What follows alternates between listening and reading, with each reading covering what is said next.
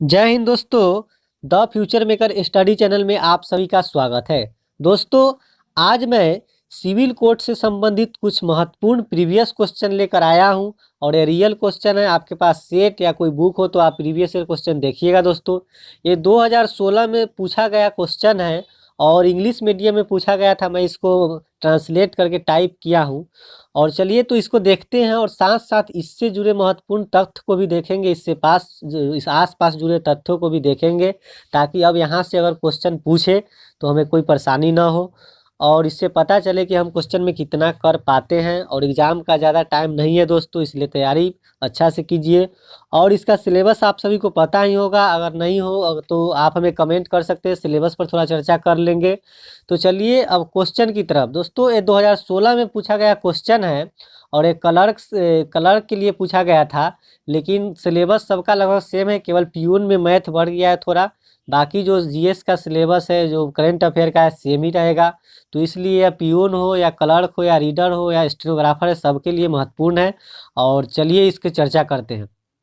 तो question number 1 है कि मेक इन इंडिया का अभियान कब से शुरू किया गया था। अब बताइए, कुछ समय का टाइम देते हैं आप लोग। दोस्तों, देखिए कि इसमें कितना कर पाते हैं। मेक इन इंडिया का अभियान कब शुरू किया गया था?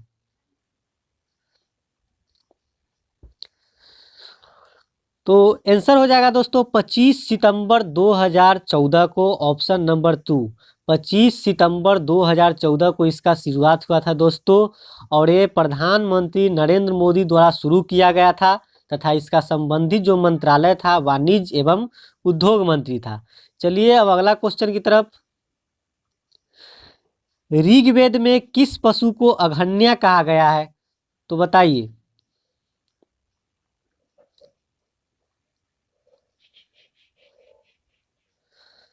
आंसर हो जाएगा ऑप्शन नंबर 2, गाय को। दोस्तों, ऋग्वेद में गाय को ही अघन्या कहा गया है और इसमें अघन्या का अर्थ होता है कि किसी भी परिस्थिति में मारे जाने के लिए नहीं, अर्थात देवी या लक्ष्मी, जिसको किसी परिस्थिति में हम मार नहीं सकते। ऋग्वेद में गाय को अघन्या या जो मारने योग्य नहीं हो, इस नाम से उसको संबोधित किया गया है।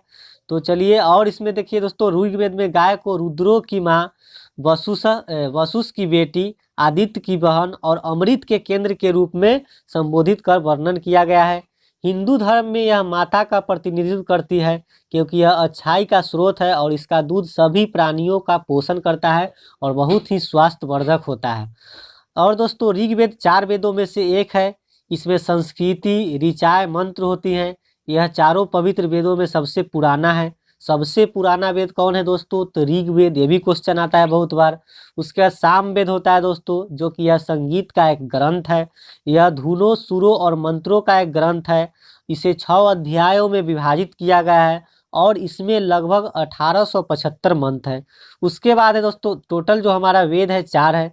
पहला ऋग्वेद, सामवेद, यजुर्वेद, अर्थवेद। तो ऋग्वेद सबसे पुराना वेद है, तो आप लोग जानते हैं, ये भी क्वेश्चन बार बार पूछता है। अब है दोस्तों यजुर्वेद। यह याज्ञिक अनुष्ठानों से संबंधित ग्रंथ है। ये अनुष्ठान यज्ञ करने से पहले पुरोहितों द्वारा उच्चारित किए जाते हैं। उसके बाद अर्थवेद क्या है दोस्तों? अथर्ववेद। इसमें दैनिक जीवन की जानकारी है और इसमें 20 अध्याय और 5,977 मंत्र है। तो आप लोग साथ साथ कॉपी कलम भी ले लीजिए दोस्तों, जिस लिखते चलिए, पॉइंट मेन है, ताकि यहाँ से जो क्वेश्चन आए तो आपसे बन जाए। चलिए अब अगला क्वेश्चन नंबर 3 पे आते हैं हम लोग। 15 जनवरी 2015 को भारतीय रिजर्व बैंक द्वारा संशोधित रेपो दर की स्थिति क्या थी? बताइए, रेपो दर की स्थिति क्या थी? आप लोग कुछ समय देते हैं दोस्तों, बताइए आप लोग क्या आंसर होगा इसका।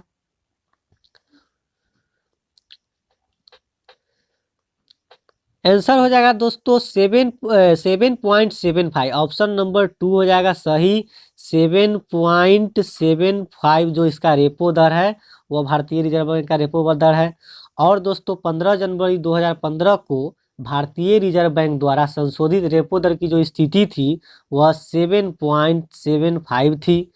और चल निधि समायोजन हेतु सुविधा एलएएफ के अंतर्गत पॉलिसी रेपो दर तत्कालिक प्रभाव से 8% से घटाकर 7.75% कर दी गई है।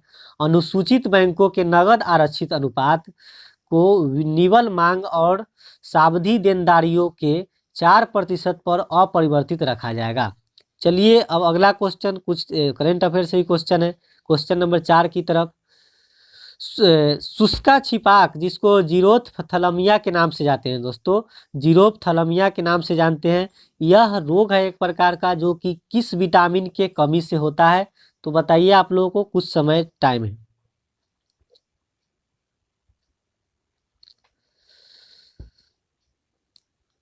इसका आंसर होगा दोस्तों vitamin A, option number 3। Vitamin A की कमी से ही जीरोथलमिया रोग होता है जिसको शुष्का छिपाक के नाम से जाना जाता है। और दोस्तों जो शुष्का छिपाक है एक ऐसा रोग है जो विटामिन ए की कमी के कारण नेत्रों को शुष्क कर देता है। यदि इसका इलाज नहीं किया जाता है तो यह रतौंधी या आपकी आंखों पर धब्बे बदल सकता है। यह आपकी आंखों के कॉर्निया को भी नुकसान पहुंचा सकता है और अंधेपन का कारण भी बन सकता है। विटामिन ए दोस्तों क्या है? ये एक वसा में घुलनशील विटामिन है। दोस्तों ये क्वेश्चन बार बार पूछता है कि निम्नलिखित में से कौन सा विटामिन जल में घुलनशील है, और कभी पूछेगा कि कौन सा विटामिन वसा में घुलनशील है। तो ध्यान रखिएगा दोस्तों, केवल विटामिन बी और सी जो है वह वसा में घुलनशील है। देखिए बी से वसा ऐसे भी होता है, सॉरी दोस्तों, जल में घुलनशील है। विटामिन बी और जो सी है वह जल में, दो ही विटामिन है जो जल में घुलनशील है, बी और सी केवल।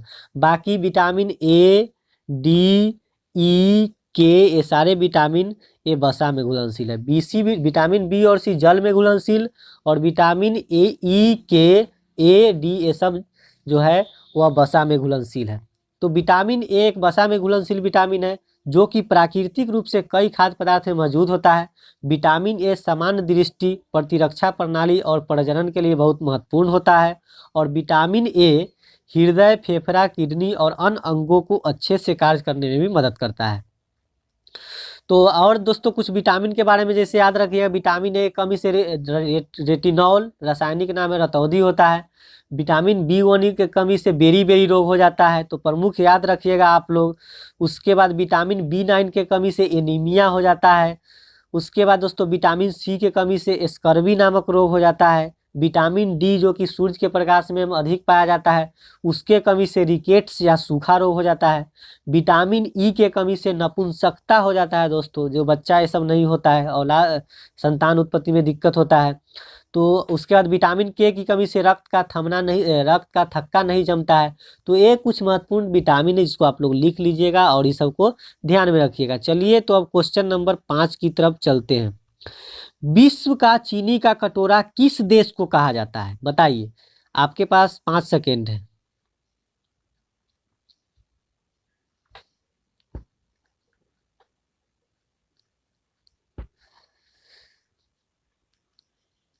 दोस्तों आंसर होगा 1 नंबर ऑप्शन क्यूबा।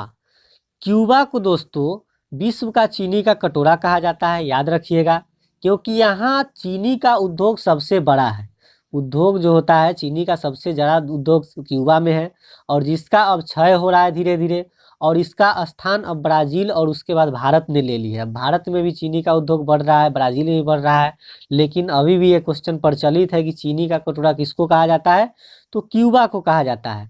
यह कैरिबियन क्षेत्र, एक कैरिबियाई क्षेत्र का एक द्वीप है दोस्तों क्यूबा, आप लोग जानते हैं। और क्यूबा की चीनी अर्थव्यवस्था क्यूबा की प्रमुख कृषि अर्थव्यवस्था है। वहाँ के जो प्रमुख कृषि है वह चीनी ही है। और 1960 तक दोस्तों क्यूबा विश्व का सबसे बड़ा चीनी निर्यातक था, 1960 तक।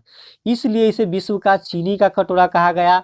लेकिन वर्ष 2017 और 18 में ब्राजील ने चीनी उत्पादन का क्षमता को बढ़ाया और बढ़ोतरी हासिल किया, जो कि लगभग 38.9 मिलियन मीट्रिक टन थी। क्यूबा के दोस्तों देखिए, क्यूबा का राजधानी कहाँ है? हवाना है, और मुद्रा है क्यूबा पेसो। तो क्यूबा का राजधानी भी जानिएगा हवाना, और मुद्रा हो गया क्यूबा पेसो। तो ये सब आप लिखिएगा। एक हम इसलिए चर्चा कर देते हैं कि हो सके कि अगला बार ये क्वेश्चन पूछ ले आसपास से, इसी तरह क्वेश्चन पूछा जाता है दोस्तों। चलिए तो क्वेश्चन नंबर 6 में अब चलते हैं। अब बताइए क्वेश्चन नंबर 6 है कि नोतल किसमें अनुपस्थित होता है? बताइए, क्वेश्चन थोड़ा समझिएगा क्या है, क्या होगा आंसर बताइए। आंसर हो जाएगा दोस्तों बत्तख। 2 नंबर ऑप्शन हो जाएगा सही, बत्तख। जो नोतल होता है दोस्तों, वह बत्तख में अनुपस्थित होता है। देखिए नोतल क्या होता है, यह कुछ उड़ान रहित जो नौ उड़ने वाला पक्षी में होता है उसी में अनुपस्थित होता है। उड़ने वाला पक्षी में नोतल पाया जाता है, और जिसमें नोतल नहीं पाया जाता है वो उड़ नहीं पाता है। जैसे शुतुरमुर्ग हो गया, कम जो उड़ नहीं पाता है, या बत्तख हो गया। तो जो पक्षी उड़ नहीं पाता है, एक प्रकार का दोस्तों अस्थि है, जो पक्षियों में जो खोखला अस्थि पाया जाता है जिसके कारण पक्षी उड़ पाता है।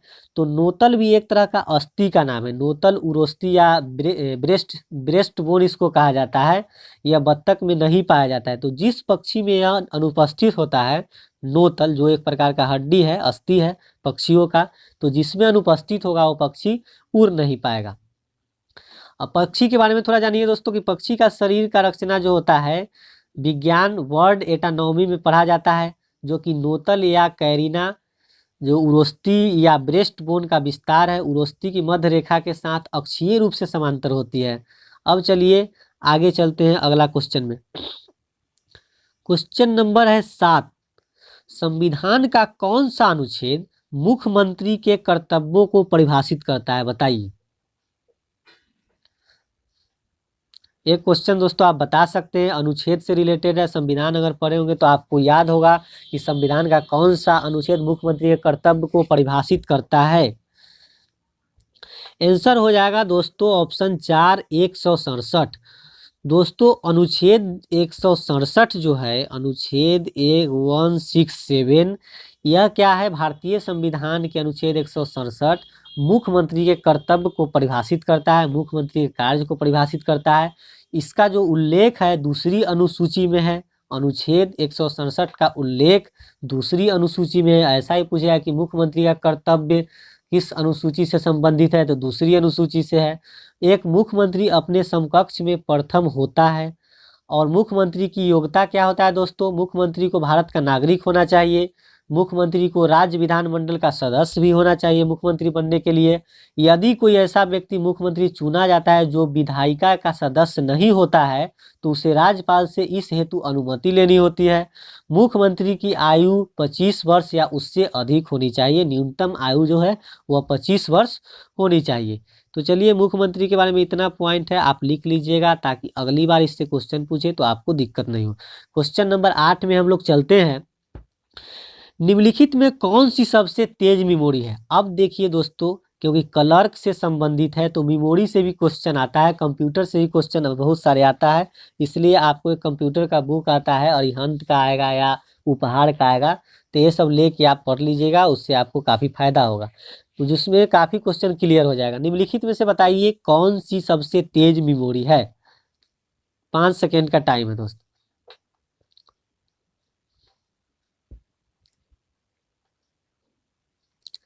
आंसर हो जाएगा दोस्तों option number 4, cache memory. Cache memory दोस्तों इसका आंसर हो जाएगा कैश मेमोरी, जो कि सबसे तेज मेमोरी होता है कैश मेमोरी। और दोस्तों कैश मेमोरी जो है एक विशेष प्रकार का अत्यधिक तेज वाली मेमोरी होती है। इसका उपयोग हाई स्पीड सीपीयू को तेज और सिंक्रोनाइज करने के लिए किया जाता है। कैश मेमोरी मुख्य मेमोरी या डिस्क मेमोरी की तुलना में अधिक महंगी होती है, लेकिन सीपीयू रजिस्टरों की तुलना में किफ़ायती होती है। कैश मेमोरी दोस्तों एक अत्यंत तेज प्रकार की मेमोरी है, जो रैम और सीपीयू के बीच बफर का कार्य करती है, और यह अक्सर अनुरोधित डेटा और निर्देश रखती है ताकि ज़रूरत पड़ने पर वो तुरंत सीपीयू के लिए उपलब्ध हो। कैश मेमोरी का उपयोग मुख्य मेमोरी से डेटा तक पहुंचने के औसत समय को कम करने के लिए किया जाता है। मेमोरी का कई प्रकार होता है दोस्तों, एक सेकेंडरी मेमोरी भी होता है, जानते हैं आप। तो यह नॉन वोलेटाइल मेमोरी होता है, अर्थात यह बिजली बंद होने पर भी डेटा को संरक्षित रखती है, सेकेंडरी मेमोरी जो होती है। और यह प्राइमरी मेमोरी की तुलना में सस्ती भी होती है। सेकेंडरी मेमोरी जो होता है दोस्तों डिवाइस सीपीयू का हिस्सा या नहीं, इस पर निर्भर करते हुए सेकेंडरी मेमोरी फिक्स और रिमूवल 2 प्रकार की होती है, जिसको हार्ड ड्राइव, एसएसडी, फ्लैश या ऑप्टिकल ड्राइव या यूएसडी ड्राइव कंप्यूटर में सेकेंडरी मेमोरी के कुछ उदाहरण हैं। तो अब चलिए अगला क्वेश्चन की तरफ।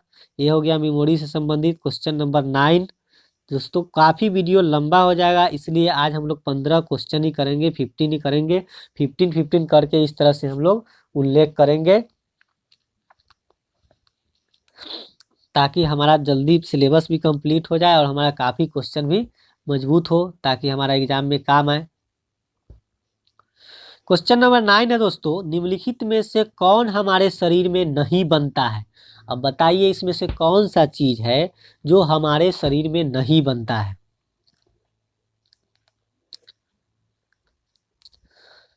आंसर हो जाएगा दोस्तों विटामिन ए। अब देखिए दोस्तों, ऐसे ही विटामिन ए तो हमारे शरीर में बनेगा नहीं। अगर विटामिन ए शरीर में बनता तो हमको बाहर से लेने का जरूरत ही नहीं पड़ता, बना लेते शरीर में।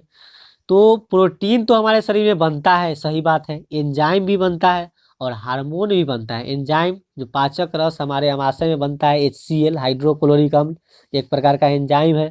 प्रोटीन ही बनता ही है दोस्तों। हार्मोन तो है, जानते ही आप लोग। लेकिन विटामिन ए कहाँ से मिलता है, हम लोग को बाहरी स्रोत से मिलता है, इसलिए इसका आंसर विटामिन ए हो जाएगा। तो ऑप्शन छांट के भी आप लोग इसका दोस्तों बना सकते हैं। बाकी इसमें ज़्यादा चर्चा का जरूरत नहीं है। हम पहले ही विटामिन के बारे में चर्चा कर दिए कि विटामिन बी और सी जल में घुलनशील है, विटामिन ई और के, उसके बाद ए और डी जल में घुलनशील, वसा में घुलनशील है। अब प्रोटीन हार्मोन ये सब का थोड़ा चर्चा कर लेते हैं दोस्तों। प्रोटीन क्या है, तो प्रोटीन जो है दोस्तों मांसपेशियों, अस्थियों, त्वचा, बालों और शरीर के प्रत्येक दूसरे अंग या ऊतक अर्थात पूरे शरीर में पाया जाता है। एंजाइम ऐसे प्रोटीन होते हैं जो हमारे शरीर की रासायनिक अभिक्रिया में तेजी लाने में सहायता करते हैं। एंजाइम पाचन, यकृत के कार्य आदि के लिए आवश्यक है। किसी विशेष एंजाइम का बहुत अधिक या बहुत कम होना स्वास्थ्य की समस्या पैदा कर सकती है। और हार्मोन क्या है दोस्तों, तो हार्मोन शरीर के रासायनिक संदेशवाहक है और ये रक्त प्रवाह से ऊतकों या अंगों तक जाते हैं और प्रवाहित होते हैं, और वे समय के साथ धीरे धीरे स्रावित भी होते हैं और वृद्धि और विकसित सहित कई विभिन्न प्रक्रियाओं को भी प्रभावित करता है। बाकी विटामिन के बारे में बताएं दोस्तों, विटामिन आवश्यक पदार्थ है हमारे शरीर के लिए, जो कि मानव शरीर द्वारा निर्मित नहीं किए जा सकते कोई भी विटामिन। और हालांकि विटामिन ये हमारे शरीर में नहीं बनता है। तो चलिए क्वेश्चन नंबर 10 की तरफ। निम्नलिखित में से किस ग्रह का कोई उपग्रह नहीं है, ये तो आप लोग बता ही सकते हैं, बताइए, आप लोग कमेंट कीजिए। निम्नलिखित में से किस ग्रह का उपग्रह नहीं है, लास्ट में आप लोग कमेंट कीजिएगा कि 15 में से कितना आप लोगों का सही हुआ, बताइए। आंसर हो जाएगा दोस्तों ऑप्शन नंबर 4। शुक्र के पास कोई भी ग्रह उपग्रह नहीं है। जो शुक्र ग्रह है उसके पास कोई उपग्रह नहीं है ग्रहों से संबंधित, तो इसका आंसर शुक्र हो जाएगा। वेनस के नाम से इसको जानते हैं, अंग्रेजी में शुक्र को वेनस कहा जाता है। अब चलिए इसको थोड़ा हम लोग चर्चा करते हैं दोस्तों। शुक्र है तो सौर मंडल से भी क्वेश्चन पूछ रहा है, तो हमारे सौर मंडल में बुध और शुक्र एकमात्र ऐसा ग्रह है दोस्तों जिनका कोई भी प्राकृतिक उपग्रह नहीं है। केवल दो ही ग्रह है, बुध और शुक्र, जिसके पास कोई भी उपग्रह नहीं है प्राकृतिक रूप से। एक उपग्रह एक पिंड या प्राकृतिक या मानव निर्मित है, जो कि देखिए उपग्रह क्या है दोस्तों, एक उपग्रह क्या है, एक प्रकार का पिंड है जो या तो प्राकृतिक भी हो सकता है या मानव निर्मित भी हो सकता है। और एक आकाशीय पिंड के चारों ओर घूमता है। उपग्रह क्या है, कोई भी आकाशीय पिंड है उसके चारों तरफ घूमता है। जैसे हमारा पृथ्वी का, मान लीजिए पृथ्वी का एकमात्र उपग्रह कौन है दोस्तों, चंद्रमा है। एक पिंड है, एक प्राकृतिक पिंड है, और उसके पास अपना प्रकाश नहीं है, सूर्य के प्रकाश से चमकता है और धरती के चारों तरफ घूमता है, तो इसी को हम लोग उपग्रह कहते हैं, सैटेलाइट जिसको इंग्लिश में कहा जाता है। अब दोस्तों ये क्या है, ये मानव निर्मित भी होते हैं जो कि मनुष्य के द्वारा छोड़ा जाता है। अभी भी इससे बहुत सारा सैटेलाइट छोड़ा जाता है, जैसे मोबाइल के सिग्नल है सब के लिए, टेलीविजन के लिए, तो इसको भी हम लोग उपग्रह सैटेलाइट के नाम से जाना जाता है। और दोस्तों तो ये चारों तरफ किसी पिंड के घूमते हैं, किसी ग्रह के चारों तरफ घूमते रहते हैं। बुध और शुक्र को छोड़कर हमारे सौर मंडल के सभी ग्रहों के पास प्राकृतिक उपग्रह है। ध्यान रखिएगा, केवल बुध और शुक्र को छोड़कर बाकी जितने भी ग्रह हैं सबके पास उपग्रह है। शनि के प्राकृतिक उपग्रह की संख्या सबसे अधिक है, 82 है दोस्तों। शनि के पास अगर पूछा क्वेश्चन कि सब कौन ऐसा ग्रह है जिसके पास सबसे ज्यादा उपग्रह है, तो शनि है, उसके पास 82। शनि के पास दोस्तों, शनि के पास 82 उपग्रह है, जो कि सबसे ज़्यादा है। तो सबसे ज़्यादा उपग्रह किसके पास है? शनि के पास है। पृथ्वी के पास एक और मंगल के 2 प्राकृतिक उपग्रह है। पृथ्वी के पास एक है, जानते हैं आप लोग, चंद्रमा। चांद जो है चंद्रमा पृथ्वी के पास एक है, और मंगल ग्रह के पास 2 ही प्राकृतिक उपग्रह है। उसके बाद जोवियन ग्रहों या गैस जायंट के बड़ी संख्या में उपग्रह होते हैं दोस्तों। ग्रह से संबंधित देखिए, मंगल ग्रह, उसके 2 उपग्रह हो गया, फोबोस और डिमोस, जो कि प्रमुख है, इसके 2 ही है। पृथ्वी के पास केवल एक उपग्रह है, चंद्रमा। और बृहस्पति के पास एक गेनीमेड उपग्रह है, जो कि सबसे बड़ा उपग्रह है बृहस्पति के पास।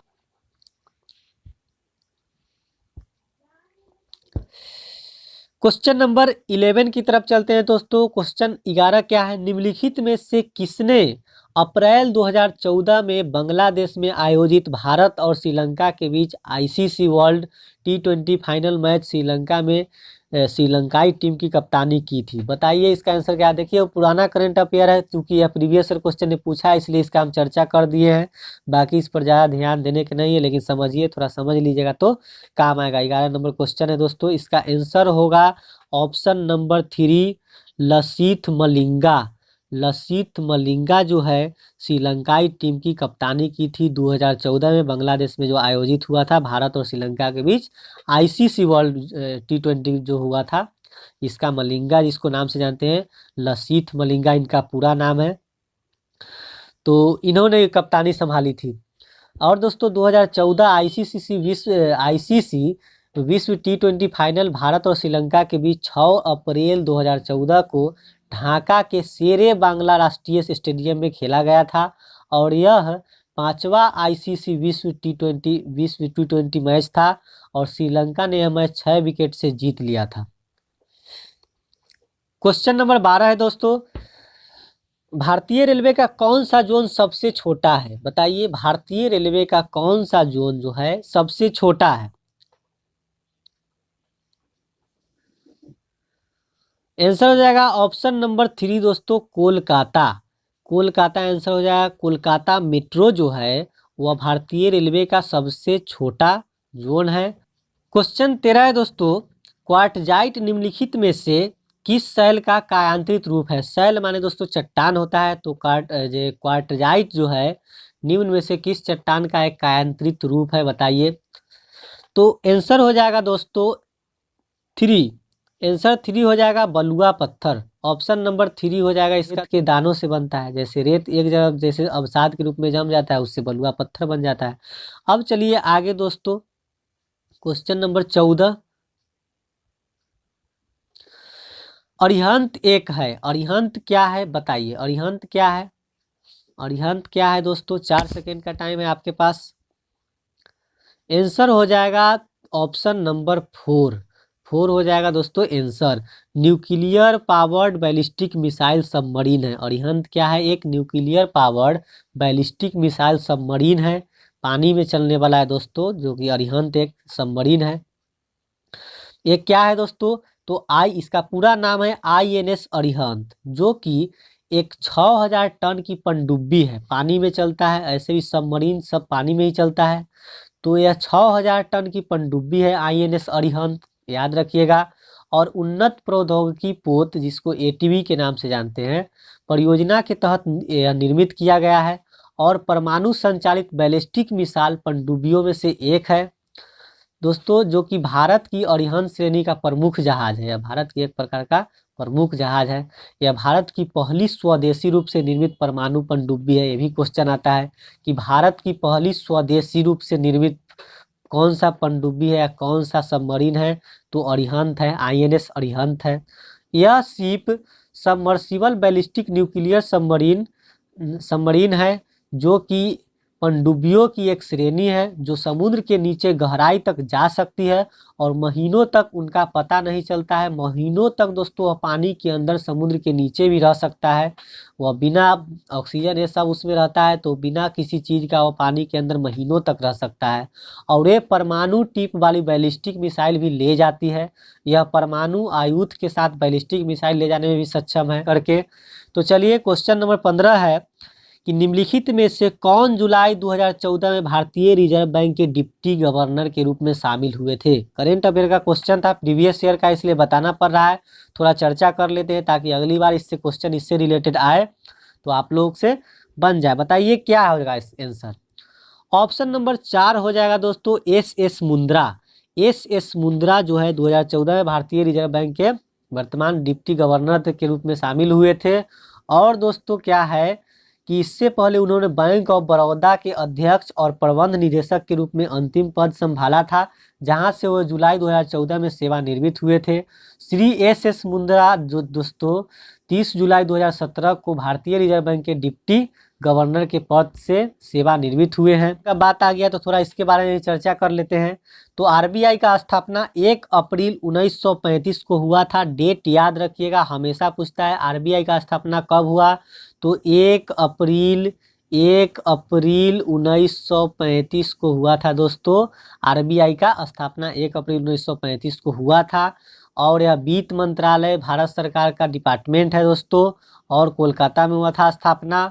और वर्तमान इसका राज्यपाल जो है वह शक्तिकांत दास है। इसका वर्तमान गवर्नर जो है, आरबीआई का वर्तमान गवर्नर शक्तिकांत दास है। तो दोस्तों तब तक के लिए इतना ही। 15 क्वेश्चन तो हम लोग प्रत्येक दिन करेंगे, और 15 क्वेश्चन के माध्यम से हम लोग 15-15 करके टोटल प्रीवियस ईयर को देखेंगे और साथ में उसका वर्णन करेंगे, ताकि हमारा काफ़ी कंसेप्ट क्लियर हो। और उसके आसपास से जुड़े जो भी क्वेश्चन आए, आसपास से ही आता है दोस्तों क्वेश्चन, तो जो भी क्वेश्चन आए तो हमारा उससे कन्फ्यूजन क्लियर होगा और एग्जाम का काफ़ी अच्छा से तैयारी होगा। बाकी कोई समस्या हो पीडीएफ प्राप्त करने के लिए कमेंट करें, हम लिंक डाल देंगे डिस्क्रिप्शन में, ताकि पीडीएफ आपको आसानी से मिल जाएगा। और आप लोग पक्का बताइएगा कमेंट करके 15 में से कितना बनाए। और तब तक के लिए इतना ही। अगर वीडियो अच्छा लगे तो ज़रूर चैनल को सब्सक्राइब और लाइक करें। धन्यवाद।